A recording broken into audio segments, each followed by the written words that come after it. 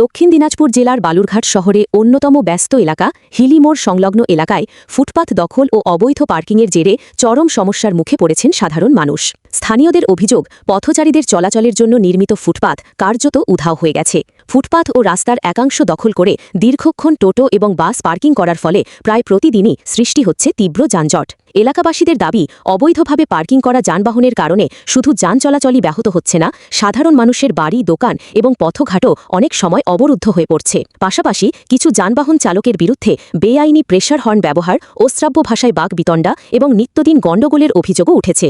এর ফলে এলাকার শান্তিপূর্ণ পরিবেশ নষ্ট হচ্ছে বলে মনে করছেন স্থানীয় বাসিন্দারা।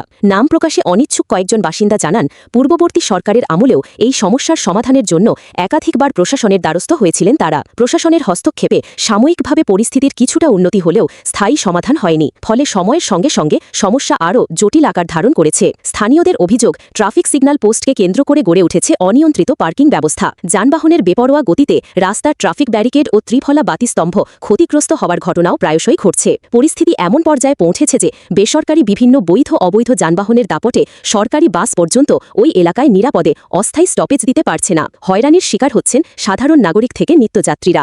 1 তারিখ থেকে নতুন যে সরকার আসছে, সে সরকার আমাদেরকে অর্ডার করেছে লেডিসদের ভাড়া ফ্রি করা।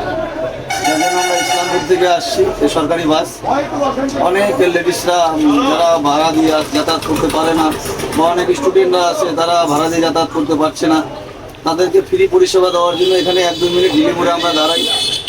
আজকে দাঁড়ানোর জন্য অনেক রকম খারাপ ভাষায় গালাগালি করছে আমাদেরকে পাবলিক গাড়ির স্টাফরা।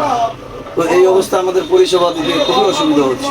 আপনাদের এতে মতামত কি, মানে আপনারা কি প্রচার করতে? মতামত যাতে লেডিসরা ফ্রি পরিষেবাটা ভালো মতন পায় এবং এই হিলি মোড় থেকে হিলি অবধি যাতে লেডিসরা ভালো পরিষেবাটা পায়, এটার জন্য আমরা উদ্যোগী।